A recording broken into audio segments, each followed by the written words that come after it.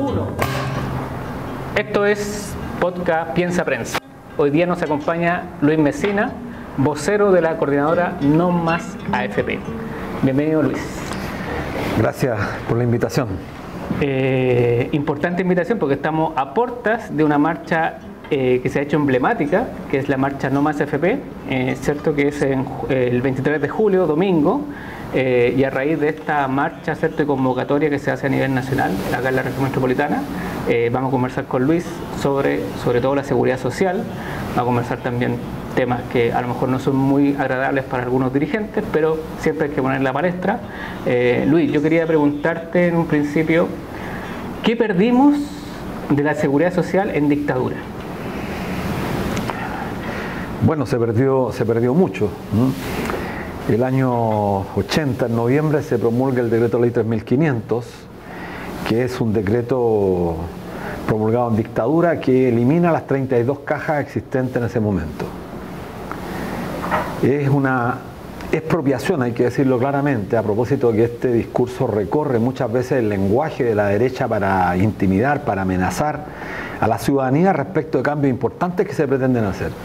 Aquí la única expropiación que se ha hecho a los fondos de pensiones de los trabajadores fue en plena dictadura. La hizo José Piñera y después la repitió Hernán Vigi, dos delincuentes que estuvieron bajo la tiranía. Piñera promulga el decreto ley 3500 en noviembre del 80 y a partir del 1 de mayo del 81 empieza a tener aplicación esto.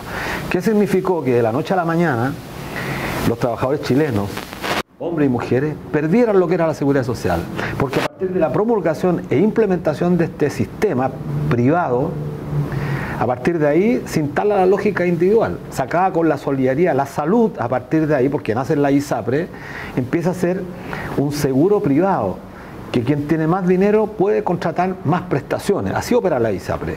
Si tú tienes más seguros, contratas un plan con una cobertura mucho mayor, pero si tienes menos dinero, te van a dar muy pocas prestaciones o vas a tener que ir al FONASA. En el caso de las pensiones es mucho más dramático, porque tú cotizas todos los meses una fracción no menor del salario, un 11%, todos los meses, salario que va directamente a financiar el mercado de capitales. Es decir, este mercado de capitales, que en el fondo lo que hace, se convierte en un vehículo de desarrollo de la inversión. Es decir, financia a los grandes grupos económicos, tanto nacionales como internacionales, para la expansión de sus negocios. Eso fue lo que pasó en términos concretos, pero en términos materiales para la gente, para el hombre, para la mujer, sencilla, al poco tiempo los trabajadores empezaron a percibir pensiones miserables. Al principio no se notó porque la primera década, entre el 81 y el 91, las AFP rentaron mucho. O sea, el capital que fueron acumulando, producto de las contribuciones de cada uno de los trabajadores, les permitió hacer inversiones. Recordemos que durante esa década se privatizaron empresas emblemáticas, estratégicas de este país, energética, agua, bueno, nombro solamente Chile, CAP, compañía de teléfono, etcétera. Claro. Entonces esas empresas necesitaban mucho capital. Bueno, los fondos de pensiones concurrieron con eso, por lo tanto el retorno era muy alto. Entonces los que se pensionaron la primera década, la segunda década, lograron capturar esa alta rentabilidad. Entonces no se dieron cuenta que el sistema, más bien el sistema parecía interesante. Bueno, si yo había cotizado y traía un bono de reconocimiento del antiguo sistema, sacaba una muy buena pensión. Claro, pero ese bono era el bono que venía de las cajas. Claro, justamente como el año 81 sacaban las cajas, entonces los que habían trabajado, habían sido parte de las antiguas cajas, se les dio un bono de reconocimiento. Ahí también yo diría, hay que decirlo con mucha fuerza, hubo un sector importante de trabajadores que pagó los costos de esto, que fueron la gente que trabajó en el PEN y en el POC. Claro. Gente que ganaba muy poco dinero, producto que tuvimos en el año 81-82, tasas de desempleo reales sobre el 30%, con salarios que hoy día, por ejemplo, serían alrededor de 60, 70 mil pesos.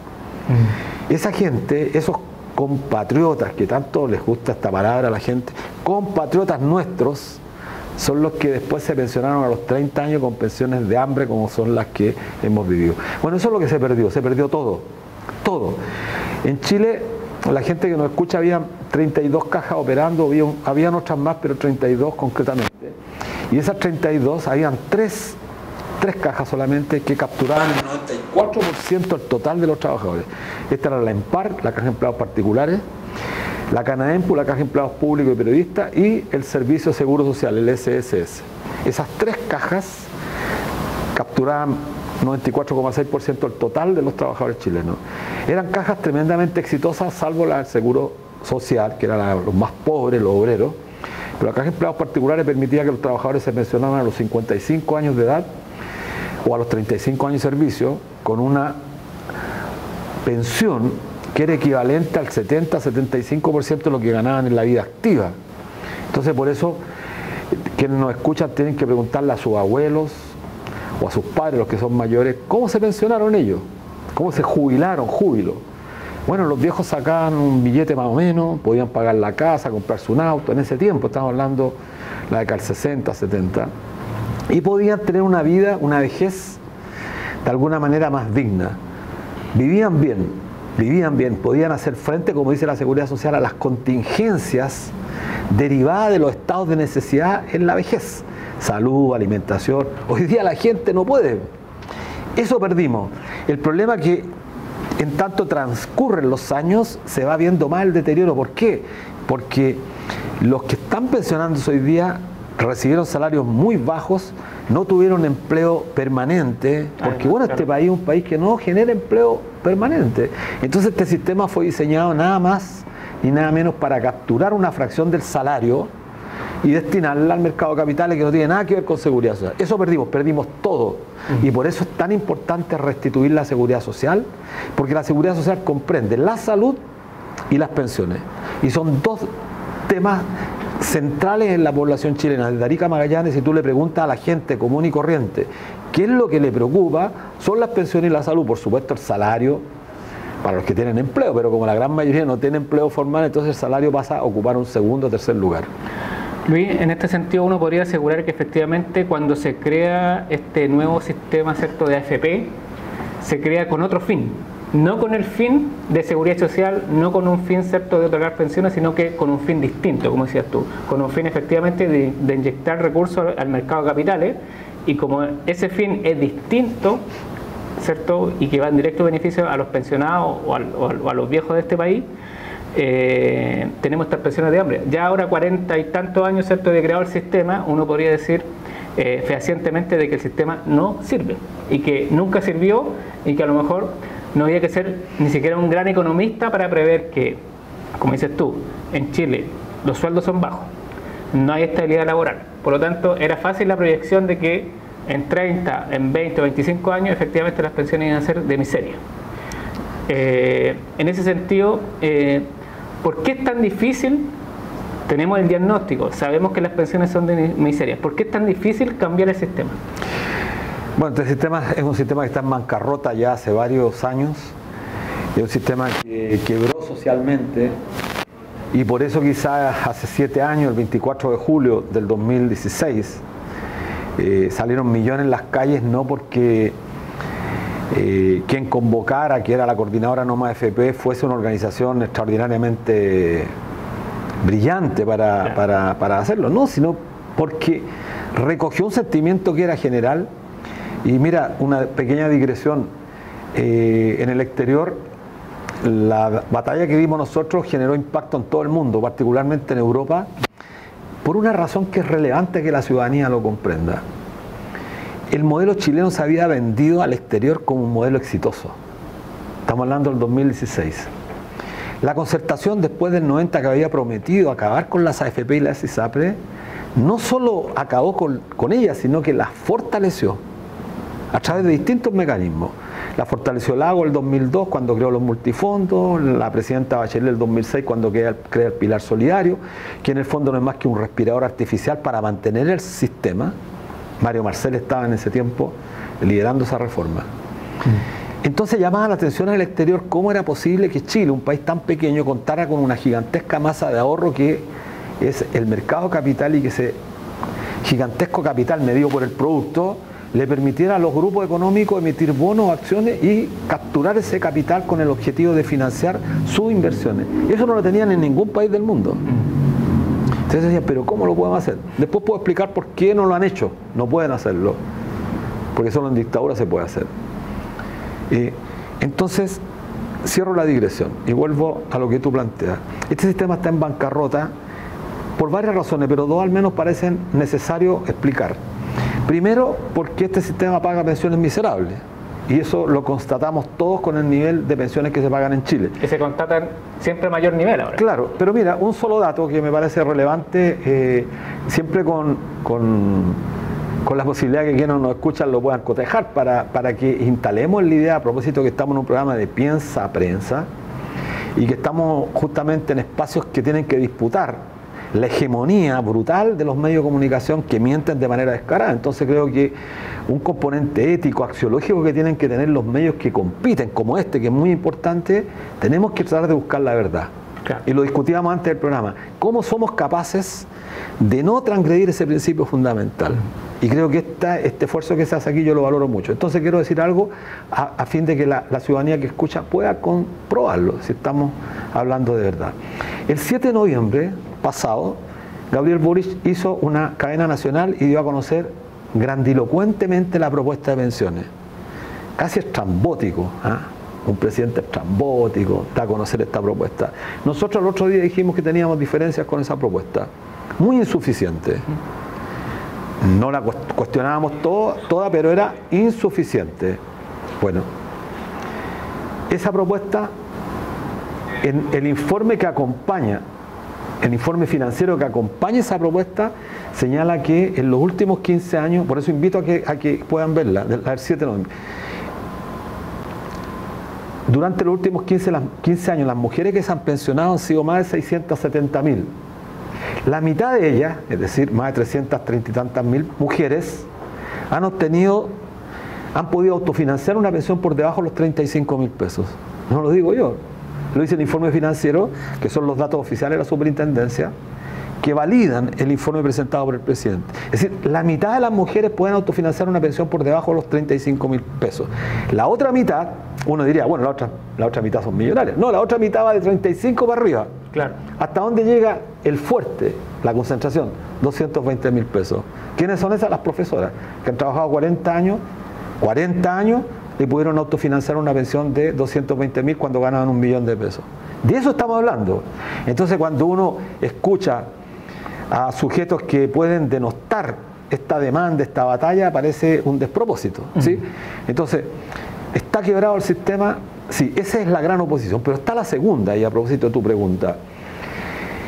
La gente tiene que saber que el salario nuestro, cuando estamos en los sistemas de seguridad social, la contribución que hacemos se conoce como salario diferido, es decir, una parte de nuestro salario la entregamos al sistema de seguridad social para que se difiera en el tiempo. Entonces, cuando nos jubilamos, se nos devuelve en condición de pensión, es nuestro salario. Claro. Bueno, aquí entregamos una parte del salario para financiar el mercado de capitales, financiar a Luxi, a Mate, a Angelini, y se nos devuelve como miseria, como bien preguntabas tú. Ahora, ¿por qué ha sido tan difícil? Porque creo que puedo explicarlo bien. Este flujo gigantesco de capital lo que le permite a los grandes grupos económicos, a los bancos, a las corredoras de bolsa, a las compañías de seguro, que son las mismas dueñas de las AFP, financiarse con ese ahorro a un costo muy bajo.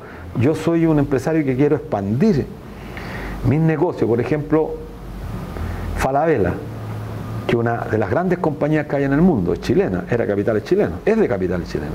Entonces, si yo quiero expandir mis negocios en Perú, en Colombia, en Argentina, emito bonos de deuda o emito acciones y voy a donde la FP y la FP me pasa el capital. ¿Y qué es el capital? El capital no es más que la expresión monetaria del trabajo, de la humanidad, del trabajo acumulado de los hombres y mujeres.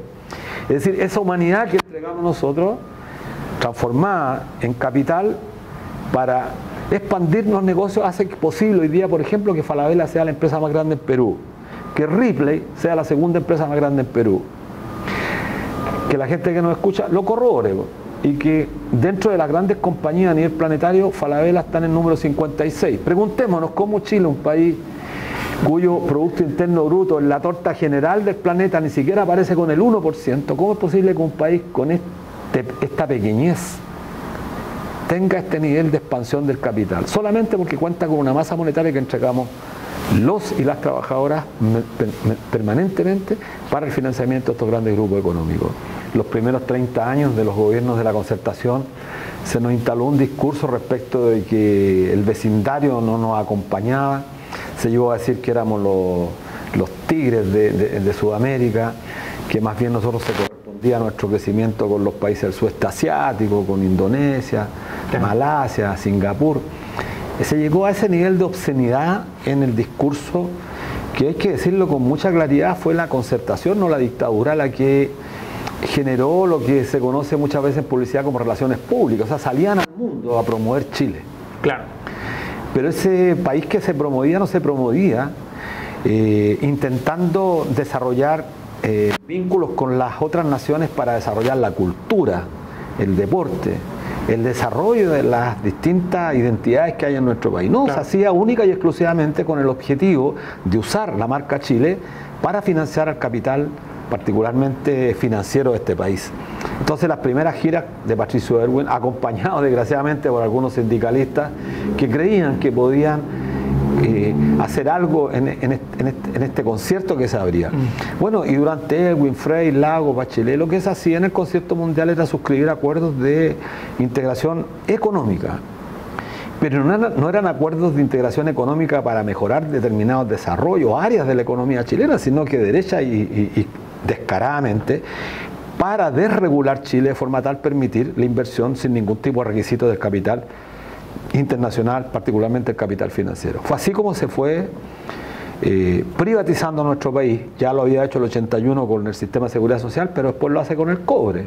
Claro. Y nos damos cuenta, a propósito, que este 11 de julio, ayer, se conmemoró el Día Nacional de la Dignidad, a propósito que el año 71, el 7 de julio, por unanimidad, el Congreso nacionalizó el cobre, la viga maestra, el sueldo de Chile, etcétera, como se le denominaba. Pero resulta que uno se pregunta, después del 90 para adelante, esto cambió radicalmente y hoy día más de un 60% de la propiedad de las grandes mineras de este país está en manos de capitales transnacionales. O sea, volvimos, hubo un retroceso. ¿Eso cómo se permitió? En esta política de relaciones públicas de los gobiernos de turno. ¿Cuál es el problema central? Y yo invito a que la gente piense un rato, a propósito de que estamos en Piensa Prensa, un minuto pensemos. Brasil es un país mucho más grande que nosotros, el quinto país más grande del planeta, tiene más de 220 millones de habitantes, tiene como casi 11 veces el Producto Interno más grande que el nuestro, el quinto país más grande del planeta. México es un país gigantesco, tiene un Producto Interno casi 8 veces más que el nuestro. Argentina es el octavo país más grande del mundo en superficie, un país rico desde la Patagonia hasta el norte de Argentina, claro que sí. Tan rico como Brasil. Y un país que tiene muchos habitantes. Argentina tiene más de 36 millones de habitantes, México tiene casi 140 millones. Si les contamos los chicanos que están al lado, bueno, puede pasar los 150. Pero Colombia, un país riquísimo, Colombia, donde el agua sobra, tiene más de 50 millones de habitantes. Producto Interno mucho más grande que el nuestro. Entonces pregúntense quiénes nos escuchan. Brasil, Argentina, México, Colombia, países mucho más grandes que el nuestro, con un producto más grande que el nuestro. Y Chile, según la revista Forbes y según todas las investigaciones, tiene la mayor cantidad proporcional, medido por su producto, de mayor cantidad de millonarios que estos 4 países. Claro. ¿Cómo se entiende? ¿Cómo es posible que un país tan pequeño como Chile, que no tiene desarrollada áreas importantes de la economía, a diferencia de Brasil, Argentina, podemos tener multimillonarios? Porque capturaron el ahorro previsional durante 42 años, convirtieron esta gigantesca bolsa, que es el salario acumulado de los trabajadores, fuerza de trabajo, humanidad, para destinarla a financiar la inversión de ellos. Entonces, la pregunta tuya, claro, ¿cómo es posible entender que Falabella sea la potencia en Perú, Ripley la segunda, Cencosud, que sea a través de Polman, o Polman a través de Cencosud se ha financiado expandiendo sus inversiones en Brasil, en Argentina? Mira, un dato también relevante para quienes nos escuchan, que esto no se sabe en la prensa. Polman, Cencosud, sí, compró 161 supermercados en los Estados Unidos. 161 supermercados. Que los auditores de este programa se pregunten cómo es posible que un chileno, porque Polman, bueno, es descendiente alemán, pero es un tipo que hizo su fortuna ahí. ¿Cómo un inversionista chileno puede comprar 161 supermercados en los Estados Unidos? Bueno, ¿para qué me voy a extender hablando cómo se ha expandido el grupo Mate, el grupo Angelini, el grupo Luxi? Lo han hecho porque justamente han contado, han dispuesto con este gigantesco mercado de capitales que es el que les permite expandir su fortuna. Y eso lo hacemos con la humanidad nuestra, sacrificando las pensiones, sacrificando la vida de nuestros compatriotas que llegan a la tercera edad en condiciones de absoluta precariedad. Por eso este sistema hay que acabar. No es solamente porque paga para las pensiones, porque ese es un motivo más que razonable, pero porque además condena a la gran mayoría a vivir en una línea que es la línea bajo la pobreza. Además, claro. Entonces, claro, si todos se contentan, se conforman con la pensión garantizada universal de 209 lucas, 206.000 pesos en realidad, y que Boric prometió llevarla a 250, pasa el tiempo y todavía no la sube a 250, entonces no pueden venir hoy día los del gobierno a decir, no, mira, como no hay reforma tributaria no podemos subir. Entonces, ¿para qué se prometió? Pues claro. Uno no puede prometer aquello que no tiene certeza de poder cumplir, y ese es el gran problema. Sí, Luis, en este sentido resulta siempre extraño, bueno, es evidente también que la pensión mínima garantizada sea ni siquiera el 50% del sueldo mínimo. O sea, tenemos también ahí uno dice 206.000 pesos, 250.000 pesos, en realidad 250.000 pesos y nuestros auditores lo saben, no te sirve para vivir, o sea, subsistir pero con mucha suerte, o sea, ni pagar arriendo, ni pensar en estudiar los hijos, ni pensar en hacer diversión. En términos sencillos, Luis, uno podría decir que el mercado de capitales es la billetera de los grupos económicos y esa billetera se llena a través de la plata de los trabajadores que ponemos obligatoriamente mes a mes en este sistema perverso. No puede haber una explicación más clara que eso. Así es. O sea, el salario del trabajador, que no es menor, estamos destinando un 11% promedio todos los meses justamente para inyectar capital al mercado de capitales.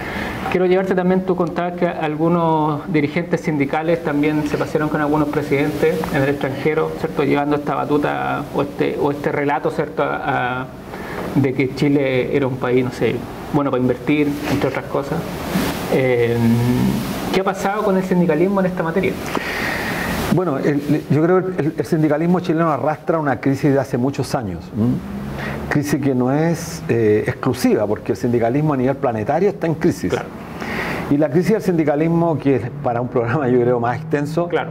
La crisis del sindicalismo se arrastra porque en realidad después de la caída del muro el año 90, los partidos socialdemócratas que alimentaban mucho al sindicalismo con recursos, el sindicalismo europeo era generalmente sindicalismo que adscribía a las corrientes de la socialdemocracia, los gobiernos se dieron cuenta en realidad, los empresarios también, que el sindicalismo ya no servía, no había necesidad de potenciar un sindicalismo porque la Unión Soviética había desaparecido, entonces claro, se empezaron a cortar los recursos. Se produce además un cambio, yo diría sustantivo, en las formas de organización del trabajo, desaparece la sociedad industrial para dar paso a una sociedad postfordista que reorganiza el trabajo de manera distinta, y los sindicatos fueron incapaces de poder responder a esos requerimientos que demandaban las nuevas formas de organización del trabajo. Y eso generó una crisis del sindicalismo con los trabajadores. Empezamos a perder afiliados. Pero en el caso particular yo diría de Chile, tiene un particular desarrollo. Yo invito a los auditores, estoy haciendo muchas invitaciones, pero creo que es relevante, es que googleen, hoy día tenemos la ventaja de ir a Google. Entonces, coloquen Manuel Bustos. Yo estoy diciendo cosas que son herejías para algunos, porque la Concertación levantó a figuras del sindicalismo, como Manuel Bustos, dirigentes sindicales que eran abiertamente partidarios del modelo económico que se imponía. Pero yo invito a que pongan Manuel Bustos, Manuel Feliú. ¿Quién era Manuel Feliú? Para los más jóvenes que no lo ubican, presidente de la Confederación de la Producción y el Comercio, el presidente de los sindicatos empresarios. Juntos viajaron a Italia con el presidente Patricio Aylwin. Y hay una foto que es muy emblemática, que yo creo que hay que verla y tratar de interpretarla.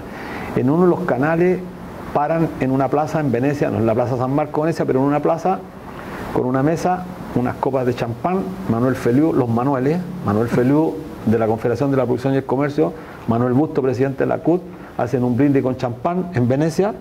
¿Y cuál es la frase para el bronce de Manuel Feliú? Conozco bien el tema porque yo soy del sistema financiero y Manuel Feliú fue del Banco Concepción. Con este pacto se acaba la lucha de clases. Eso permitió hacer la concesión a Patricio Aylwin para que no se eliminaran las AFP, no se modificara el plan laboral, que es lo más perverso que se ha mantenido desde el año 79 a la fecha, y lo que hace imposible que los sindicatos puedan acumular más fuerza para negociar, porque la legislación actual limita al sindicato al ámbito de la empresa, impidiéndole que tenga una negociación ramal como ocurre en la gran mayoría de los países de Europa. Entonces, yo invito a las personas que vean esa imagen, que es ilustrativa, y esa imagen habla más que las palabras. Entonces, cuando el sindicato pierde su autonomía, pierde su independencia política de los empresarios, de los gobiernos de turno, bueno, cae lo que tenemos hoy día, pues, que dirigentes sindicales se han convertido en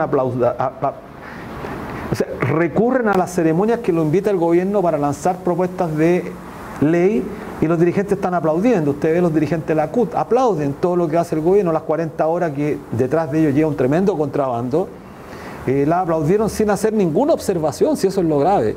Frente al tema de la reforma de pensiones, la CUT, por ejemplo, no se ha pronunciado. Y esto es una demanda que es transversal. Por eso la pregunta, ¿qué pasa? Claro, no, si nosotros, bueno, sabemos que el gobierno, a través de sus operadores políticos, llama a los dirigentes sindicales a no hacer lolita. A nosotros nos han dicho, oye, que no hay que hacer lolita hoy día al gobierno, pero si nadie quiere hacer lolita al gobierno, si el gobierno solo se gana sus problemas con el tema de las fundaciones, no son los trabajadores quienes le están haciendo problemas al gobierno. Claro. Pero resulta que los sindicatos, los trabajadores tienen que salir a la arena política, porque bueno, se está fraguando a espaldas nuevamente de los trabajadores, de sus intereses, una reforma que no va a hacer nada más ni nada menos que consolidar este sistema que por 42 años ha conducido a pensiones miserables. Luis, ¿en qué está la coordinadora actualmente? Bueno, en este momento estamos trabajando para garantizar que la marcha a la que estamos convocando en todo el país el día domingo 23 sea exitosa. Exitosa en tanto logre convocar un número importante de personas. Por supuesto que no esperamos tener la masiva cantidad de personas que se movieron en 2017, 2016, 2018, porque estamos en un escenario complejo. Después del 4 de septiembre hay un sector importante que ha sido afectado anímicamente, pero además también estamos viviendo una crisis política muy grande, porque los partidos políticos en este país no dan el ancho, no existe la izquierda, en realidad no tenemos una izquierda que represente a los trabajadores. Hay quienes se dicen de izquierda, pero están absolutamente lejos de representar los intereses de la clase trabajadora, la clase obrera menos. Entonces no hay izquierda y orfandad. ¿No creen en la clase trabajadora? No creen. Yo invito a los auditores de este programa a ver si algún político habla de trabajadores. Mira, esto es determinante. Escuchen los discursos de Salvador Allende. A propósito, estamos en la conmemoración del medio siglo. Allende partía hablando de los trabajadores de mi patria, terminaba sus discursos con los trabajadores de mi patria. Yo invito a que vean al presidente actual, pero analicen a los políticos. Me puedo permitir una licencia, políticos de mierda, ¿sí? Que generan una tremenda decepción. No somos nosotros los dirigentes sociales que cometimos, por cierto, muchos errores. Horrores jamás, las manos impolutas. Errores cometemos, pero horrores jamás. Pero cometen horrores quienes pactan de manera sostenida, sistemática con la derecha, cuando hace más de 60 años, Radomiro Tomic, que no era por supuesto un tipo de izquierda, dijo: pactar con la derecha es pactar para que siempre gane la derecha. Bueno, estos tipos siguen pactando con la derecha. No es que alguien esté en contra de la negociación, ojo. Sí, nosotros somos sindicalistas y los sindicalistas negocian permanentemente con los patrones. Negociamos colectivamente. Los políticos también tienen que negociar. El problema es cómo se negocia y qué se negocia. Si se negocia a espaldas de la gente, si se negocia para favorecer el capital financiero, si se negocia para retroceder, por ejemplo, en la política de impuestos a los más ricos, al capital financiero, bueno, se está traicionando, se está transgrediendo. Si la ministra del Trabajo pretende llegar a acuerdos con la Confederación de la Producción y el Comercio para que sigan las AFP, y no solamente sigan, le incrementemos más distracción del salario, bueno, entonces ¿de qué estamos hablando? Claro. Entonces, la coordinadora está empeñada en revertir este proceso. Sabemos que es una apuesta grande y por eso invitamos a todos, a todas, a manifestarse. El 18 de octubre no nos podemos olvidar. 3 años, poquito más de 7 meses,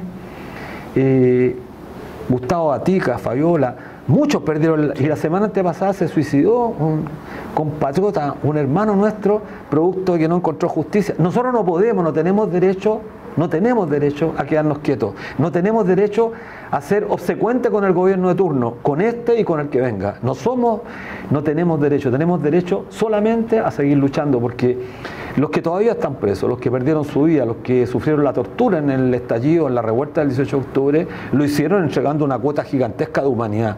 Y ni tú, ni yo, ni quienes nos escuchan tenemos derecho a olvidarlos, porque lo que se levantó fue una cantidad importante de demandas sustantivas que durante muchos años se nos han negado. Salud, pensión, educación, agua, vivienda. Esos temas están absolutamente vigentes, incluso estamos peor que antes. Y por eso invitamos a toda la ciudadanía a marchar activamente como lo hicimos antes, tratar de convencer que la única forma de superar esta suerte de depresión en la cual han caído algunos productos del 4 de septiembre. Pero mira, yo soy más viejo y puedo decirlo, y estamos en este lugar emblemático. Yo tenía 16 años y medio para el golpe de Estado. Y siempre el 4 de septiembre a mí me impactó, pero duraron 24 horas y se me pasó. Porque los trabajadores hemos sufrido derrotas grandes. La del 11 de septiembre ha sido la derrota realmente grande que hemos sufrido. Absolutamente. Una derrota brutal. Pero a los 10 años nos pusimos de pie. El 11 de mayo de 1983 convocamos los sindicatos. Sí. No fueron los partidos políticos, los sindicatos convocamos a una gran movilización que partieron fuertemente con muchas víctimas. Mira, una sola protesta de Santiago perdieron la vida más de 46 personas.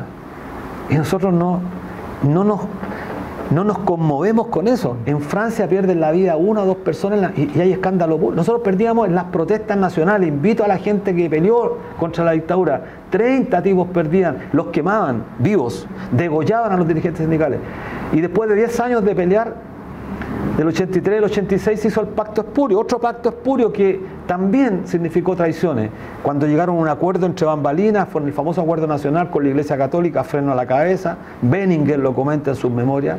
Entonces, hoy día estamos combinados a tener que ponernos de pie y luchar, porque creo que lo que le da sentido también a nuestra vida, a nuestra existencia, es luchar por cuestiones que son importantes. Son alicientes morales que necesitamos. Sí. Nosotros tenemos una moral, y hay que decirlo, una moral distinta a la de ellos. Nosotros nos robamos. Yo no te robo si tú te paras a cualquier parte y dejas la billetera, yo no te la robo. Ellos sí que nos roban a diario. Permanentemente nos roban los grupos financieros, nos roban lo más importante, el salario, nos roban la vejez. Entonces nosotros no tenemos derecho a detenernos por luchar por cambiar este mundo. Así que los invitamos a todo el día domingo 23 a estar en las calles y a recuperar lo que nos pertenece. Eso es, Luis, efectivamente, ahí estaremos, por supuesto, Piensa Prensa. Ojalá que todos los que nos están viendo concurran a esa gran marcha.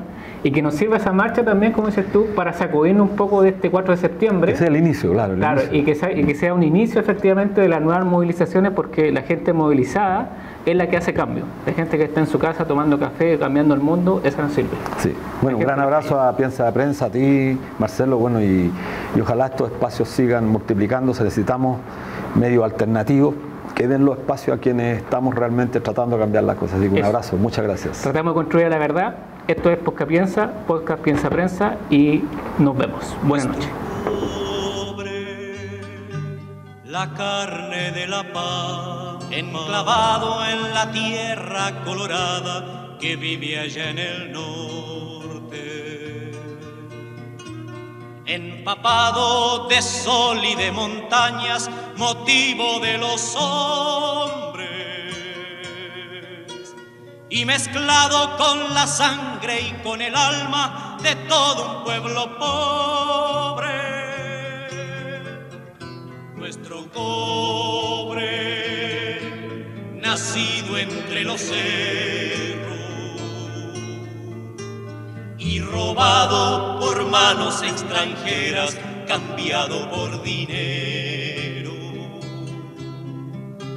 No era Chile quien bebía de tu savia, no eran los mineros. Y te hacían cañón y te ponían en contra de los pueblos. Nuestro cobre, ahora estás en casa y la patria te recibe emocionada con vino y con guitarra. tus dueños los mismos que murieron, ¿por qué no te llevaron? Y de aquí ya no te mueven ni con sables, ni tanques, ni metrallas.